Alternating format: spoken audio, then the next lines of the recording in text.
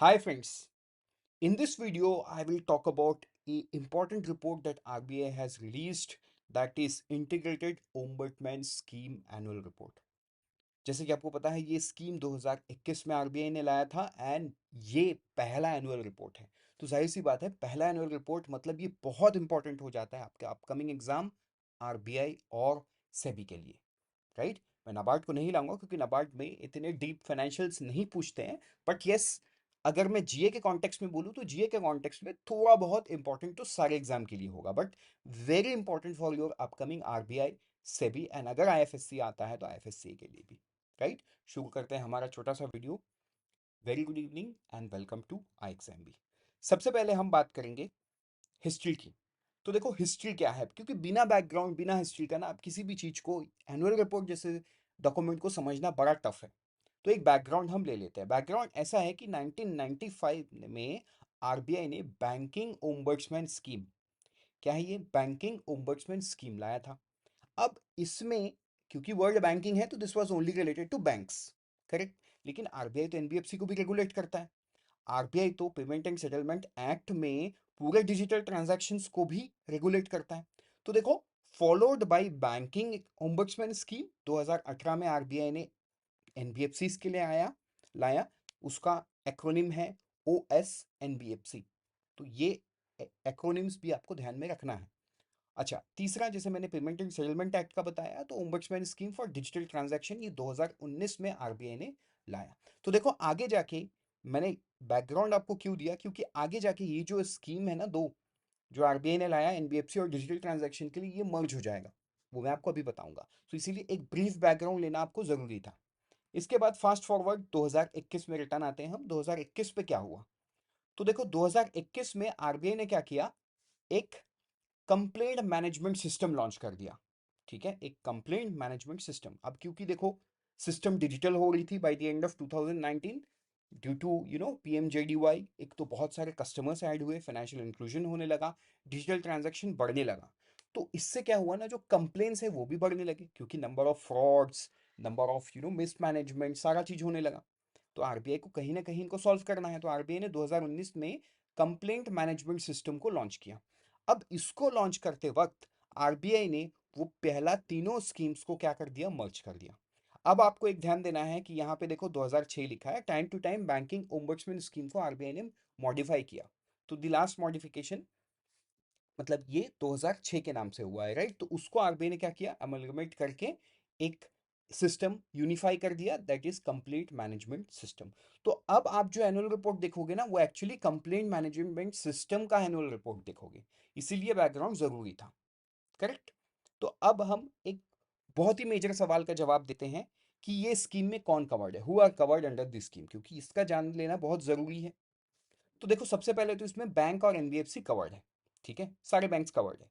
NBFC में कौन covered है, एनबीएफसी में सारे बैंक एनबीएफसी कवर्ड नहीं है। एक तो हाउसिंग फाइनेंस कंपनी, इसका मैं एग्जांपल दूं तो L I C H F L हो गया, पीएनबी हाउसिंग फाइनेंस कंपनी हो गया, राइट। तो जितने भी हाउसिंग फाइनेंस कंपनी है उनको एक्सक्लूड कर दिया गया। बैंक्स, अब बैंक्स में भी अ, मतलब बैंक्स है, उसके बाद एनबीएफसी में सारे नहीं, कुछ लोग जैसे ऑथराइज टू एक्सेप्ट डिपॉजिट, तो मतलब डिपॉजिट टेकिंग एनबीएफसी हो गया। अच्छा, दूसरा है having customer interface with an asset size of 100 crore and above as a date of audited last balance sheet, 100 crore से ज्यादा एसेट साइज है वो भी कवर्ड है। ऑल पेमेंट सिस्टम पार्टिसिपेंट्स, ठीक है, जितने भी पेमेंट सिस्टम पार्टिसिपेंट्स है वो सारे कवर्ड है। Non schedule cooperative primary cooperative banks भी कवर्ड है अगर उनका डिपॉजिट साइज 50 करोड़ एंड ऊपर है तो, करेक्ट। तो आई होप इससे आपको एक एक पूरा समझ मिल गया है। इस पे के बाद क्रेडिट इंफॉर्मेशन कंपनीज भी इसके एम्बिट में लाया गया सितंबर 1 2022 से। उससे पहले क्रेडिट इंफॉर्मेशन कंपनीज नहीं थे, तो सीआईसी को भी इन पे लाया गया। आई होप अब आपको समझ में आ गया ये जो कस्टमर कंप्लेंट मैनेजमेंट सिस्टम है आरबीआई का। ये कंप्लेंट मैनेजमेंट सिस्टम में किसके अगेंस्ट में कंप्लेन कर सकते हैं, इस स्लाइड में दिया हुआ है एंड ये बहुत इंपॉर्टेंट स्लाइड होगा, इससे ऑब्जेक्टिव क्वेश्चंस बन सकता है। अब हम बात करेंगे मेजर हाइलाइट्स की। ठीक है, मेजर हाइलाइट्स क्या है, देखो सबसे पहला क्या है, मेजर हाइलाइट्स ये है कि ऑलमोस्ट 7,03,544 कंप्लेंट्स रिसीव्ड बिटवीन अप्रैल 1 2022 मार्च 31 2023। ये डेट में कंफ्यूज नहीं होना कि सर ये तो पुराना है। देखो ये एनुअल रिपोर्ट पुराना ही आता है, एनुअल रिपोर्ट इस पीरियड का है, ठीक है, जिसको आरबीआई ने मार्च के महीने में रिलीज किया। ठीक, तो इस पे कंफ्यूजन नहीं होना है आपको, ये डेट तो यही है।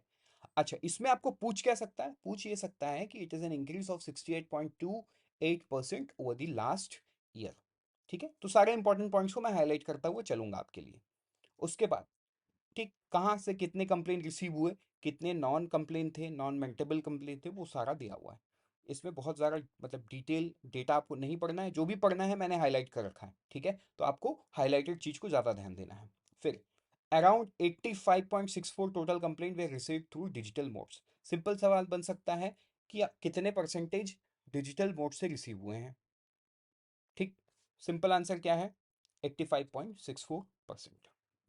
इसके बाद क्या है, the overall disposal rate for the year at ORBIOS stood at 97.99% with an TAT of 33 days। मतलब 33 दिन में आरबीआई ने इसे सॉल्व कर पाया अपने सिस्टम के थ्रू, राइट।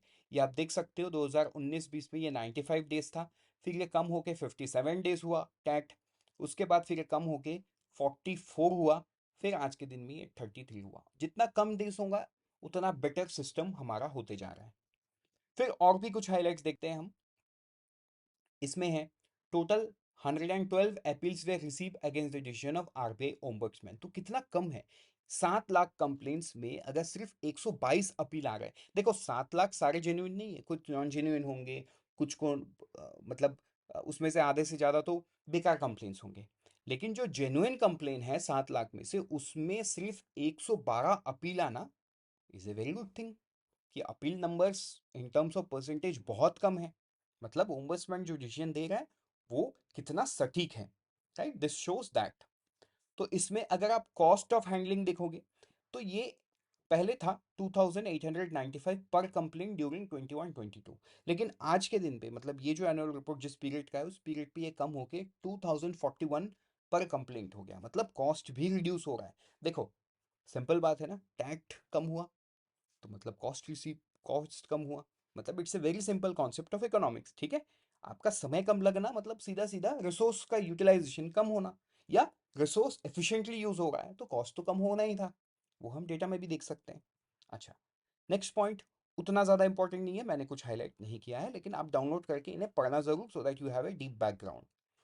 ठीक, कितना कंप्लेंट रिसीव हुआ, कितना डिस्पोज हुआ, सारा डिटेल दिया हुआ है। इसके बाद अगर पेंडेंसी की बात करें, पेंडेंसी तो कितना कम है, जो एट प्रेजेंट है वो 99.90% पे डिक्लाइन हो गया है। उसके पहले कितना था, 96 मतलब 100 में से आप सोचो सिर्फ 4 पहले थे, आज के दिन में तो एक भी पूरा नहीं है। It's 0.10%, right. तो ये बहुत इंप्रूवमेंट यूजिंग टेक्नोलॉजी हम एनुअल रिपोर्ट के थ्रू देख पा रहे हैं। अब कुछ टेबल के फॉर्म में डेटा, राइट, जिससे आपको देखो याद नहीं करना है, ये टेबल में फिर से बताऊं, लेकिन you will have to understand a background कि म्यूचुअल सेटलमेंट से कितना सॉल्व हुआ, 72.6%, राइट। 2021 20-21 में या फाइनेंशियल ईयर 21 में, फाइनेंशियल ईयर 22 में आप देखो 63%, और अब ये अप्रैल मार्च में 57.48%, मतलब म्यूचुअल सेटलमेंट एग्रीमेंट कम होता जा रहा है। ठीक, disposal by award 38%, maintainable complaint rejected, withdrawn कितने हैं, सारे डिटेल्स दिए हुए हैं, करेक्ट। तो इन्हें बस आपको कोरिलेशन में समझने के लिए थोड़ा सा पढ़ना पड़ेगा, so that you have an idea. अब मैं बात करता हूँ कंप्लेंट रिसीव्ड एट सीआरपीसी कि कंप्लेंट ये कहाँ कहाँ से आए, ये सारे आप देख सकते हो, ईमेल से कितने आए, फिजिकल लेटर से कितने आए, सीपी ग्राम से कितने आए, नॉन कंप्लेंट नॉन मेंटेनेबल से कितने आए, O R B I O S से कितने आए, सीपीई से कितने आए, राइट। अब आप मुझे कमेंट सेक्शन में ये सी आर पी सी का full form, C E P C का full form, O R B I O S का full form, C P grams का फुल फॉर्म, ये सारे का फुल फॉर्म आप मुझे बताइए, करेक्ट।